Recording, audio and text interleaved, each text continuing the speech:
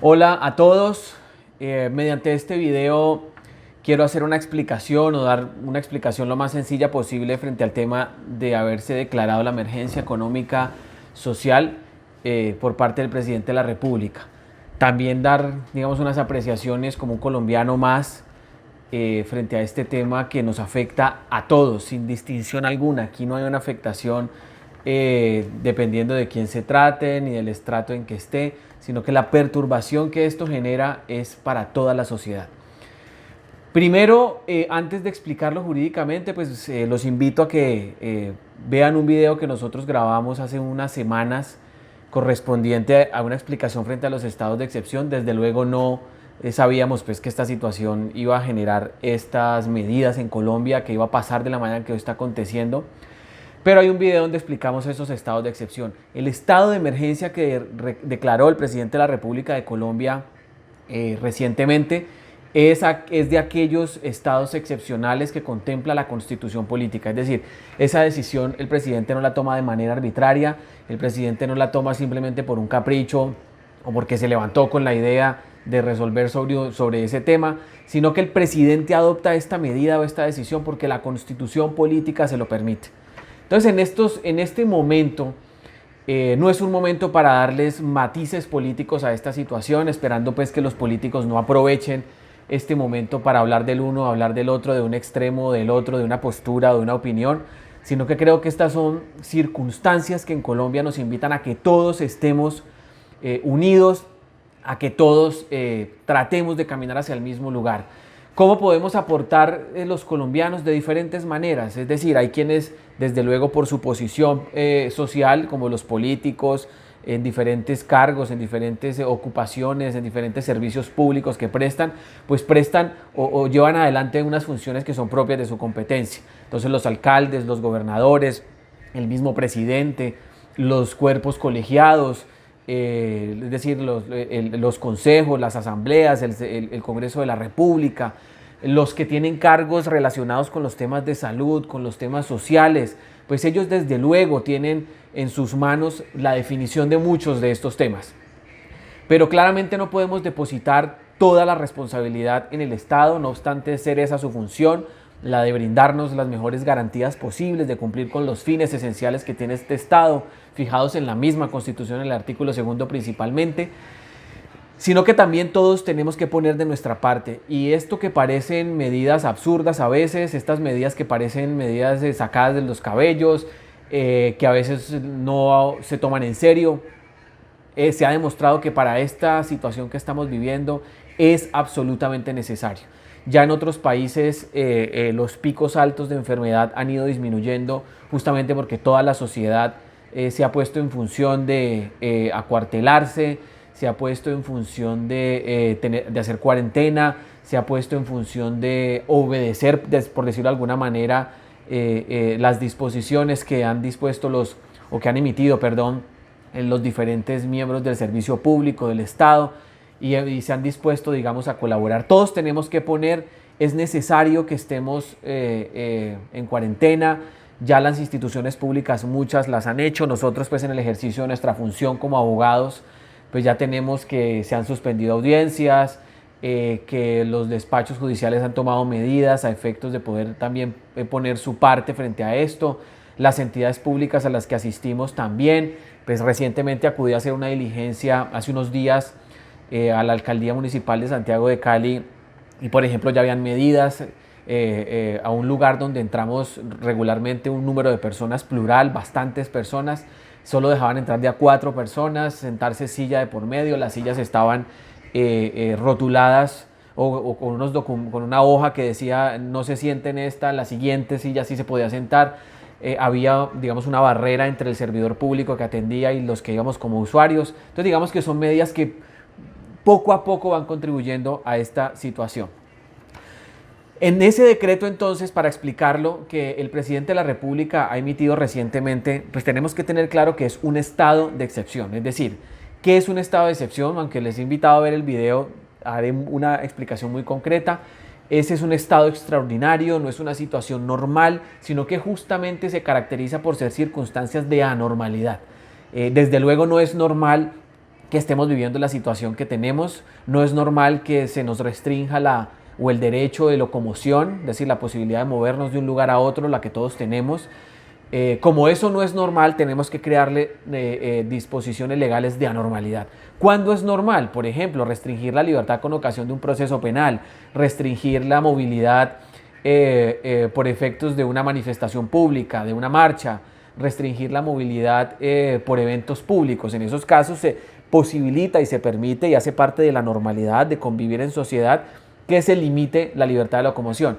Pero en este caso, donde la libertad de locomoción se ha limitado de una manera enorme y con ocasión de la garantía de derechos de otras personas, de más miembros de la sociedad, pues obviamente requiere normas o regulaciones, digamos, extraordinarias. Por eso el presidente de la República de Colombia pues acude a este mecanismo de la declaratoria de emergencia.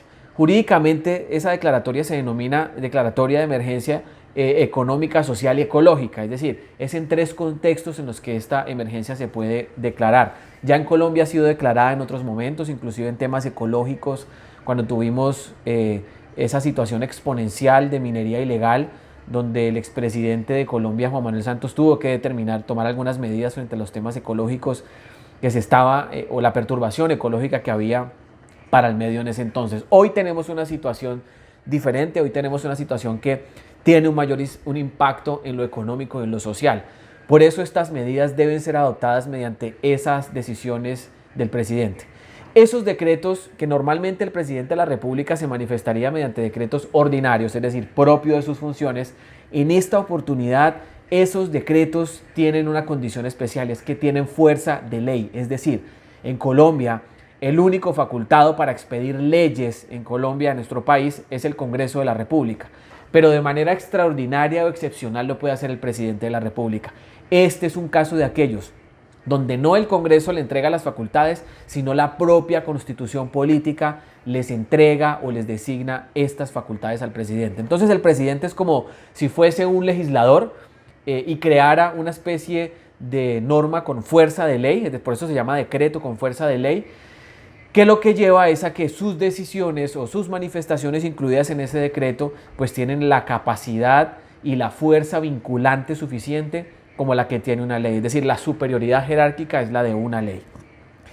En ese decreto el presidente de la República podrá tomar medidas como en efecto ya lo hizo y lo tenemos y lo conocemos en temas económicos. Ya sabemos que se han tomado unas medidas en aspectos tributarios que son necesarias. Es decir, este acuartelamiento, este encierro en el que estamos los colombianos en este momento, pues implica que no podemos salir a trabajar con la normalidad que lo hacemos en el día a día. Implica que los empresarios no van a poder abrir sus locales comerciales, implica que los restaurantes no van a tener la misma afluencia de público, implica que muchas oficinas públicas estén cerradas y no podamos hacer trámites necesarios, o por lo menos funcionando con parcialidad. Implica que no podamos ejercer los que somos profesionales nuestra profesión de manera común, entonces se reducen los ingresos, se reducen nuestras capacidades de llevar procesos adelante, los comerciantes, el pequeño empresario, la microempresa, es decir, las instituciones educativas, sobre todo las privadas, porque si bien las públicas tienen una designación económica o una designación dineraria del Estado, de alguna manera les garantiza poder funcionar, pero la institución privada, el colegio, la universidad, el jardín infantil, las instituciones privadas educativas que dependen de los ingresos, de los pagos que hacen sus estudiantes, se afectan grandemente. Entonces es una cadena de perjuicios que van a haber. Es necesario que estas medidas impliquen la toma de decisiones frente al pago del IVA, por ejemplo, que se aplace, como en efecto se ha hecho, el pago del IVA, porque pues, es decir, el pago del IVA es un dinero que el empresario obtiene, digamos, en cierta medida mientras está realizando su actividad, pero tiene que pagárselo al Estado. Pues el hecho de que se aplace o el hecho de que se genere un tiempo mayor para ese pago del IVA implica que durante unos meses va a poder utilizar ese IVA para que su empresa funcione y ya luego con los recaudos posteriores pues pueda ponerse al día con el IVA. Sabemos que el IVA además tiene la consecuencia de ser de los pocos casos que por deudas que se tengan u obligaciones, más bien llamémoslo jurídicamente, en este caso con el Estado, pues puede iniciarse un proceso penal que puede terminar con pena privativa de la libertad. Entonces no sería justo que una situación de estas a alguien que no lo paga no porque no quiere, sino porque no puede, pues el Estado le imponga la fuerza. Otra medida que se puede tomar es el aspecto en lo relativo a lo social.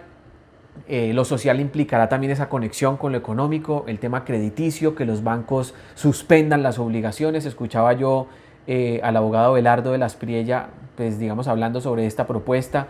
Posteriormente el presidente de la República hace una referencia a ello y que los bancos también contribuyan. Miren, en esa década de los 90, porque no ha sido la única vez en que hemos tenido emergencia económica, en la década de los 90, finalizando esa década, tuvimos una gran situación económica en nuestro país grave.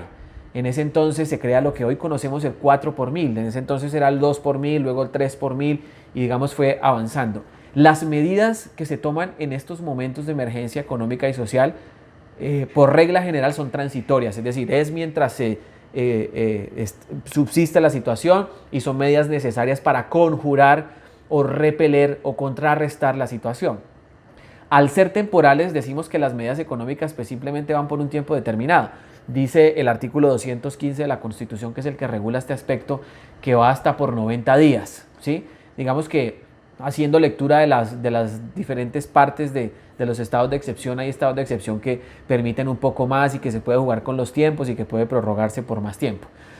Pero las medidas económicas, y fue lo que pasó en esa década de los 90, en esas casi finales de la década de los 90, una medida que terminaba, que era transitoria para darle respiro a la economía en Colombia, a los bancos sobre todo, que son de alguna manera los que permiten la circulación económica en nuestro país y en los países que están bancarizados, que son prácticamente todos.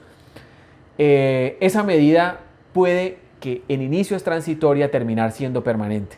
Y puede terminar siendo permanente si el Congreso de la República, posteriormente, pasada la emergencia económica en la que estamos, algunas de las medidas que se adoptaron hayan resultado beneficiosas para la economía, decida posteriormente dejarlas como permanentes. Así fue que quedó permanente en Colombia el tema del 4 por mil. Entonces puede que de esta situación salgan algunas medidas adoptadas económicas que terminen siendo permanentes en nuestro país. Ojalá sean las que nos beneficien y no las que más nos terminen de frenar y de limitar nuestros ingresos y nuestras capacidades de trabajo. Este decreto entonces puede establecer medidas, como lo dije anteriormente, para conjurar la situación, para disminuir el impacto que esta situación tiene. No se pueden disminuir en todo caso los derechos sociales de los trabajadores, dice el propio artículo 215. Esto quiere decir que no se puede, so pena o so pretexto de la emergencia económica, descabezar de manera irracional los empleos, sino que tendrá que tomarse las medidas necesarias para que la afectación sea lo menos posible. Lo que tenemos es que esta situación casi que atípica en nuestro mundo, porque no es claramente Colombia el único que está padeciendo esta situación, sino que son más de 160 países en el mundo los que tienen el coronavirus en este momento, que tienen el COVID-19 en sus sociedades y han tomado toda esta clase de medidas. Indiscutiblemente esto nos va a afectar, indiscutiblemente vamos a salir perturbados, indiscutiblemente vamos a salir afectados económicamente. Habrá, por ejemplo, empresas a las que no les paguen a los proveedores, habrá clientes que no le paguen oportunamente a las empresas que han diferido pagos, habrá problemas seguramente con los salarios. Pues si uno va a la realidad, implica que el que tiene el pequeño negocio o 2, 3, 4, 5 empleados, pues necesita pagarles y la manera de pagarles es vendiendo u ofreciendo o prestando su servicio. Si no tiene cómo hacerlo porque no puede ir al negocio, porque no puede abrirlo, porque no puede atenderlo, pues claramente con qué les va a pagar a sus empleados. Aquí lo que uno invita es a que esos empleados que se han tomado, que tienen sus empresas o las empresas de corazón, este es el momento también de aportarle a los empresarios. No crean que el empresario es rico solamente por la denominación de empresario, sino que también se le apoya a ese pequeño empresario emprendedor en estos momentos y que luego, cuando todo mejore, pues sea el empleador quien retribuya el esfuerzo que sus empleados han hecho. También el Estado pone su parte, la sociedad pone su parte, no salir en este momento si no es absolutamente necesario, procurar el menor contacto posible con muchas personas también contribuye. Creámonos esta situación que todos podemos contribuir, que todos podemos aportar, que con nuestro comportamiento, con nuestras conductas, es la manera en que nosotros podemos hacer que esta enfermedad no se propague más de lo que ya está. Ya en Colombia estamos cercanos a los 100 casos en este momento. No sé si cuando vean este video podamos tener ya más de 100. Y es algo que, si bien es poco, un porcentaje muy poco frente al número de colombianos que somos, si no tomamos las medidas necesarias, eso se va a propagar de una manera acelerada. Esperamos pues que con estas medidas que ha adoptado el gobierno nacional con el estado de emergencia sirvan para conjurar efectivamente, sirvan para que podamos disminuir y atacar esta situación y todos podamos contribuir de la mejor manera posible.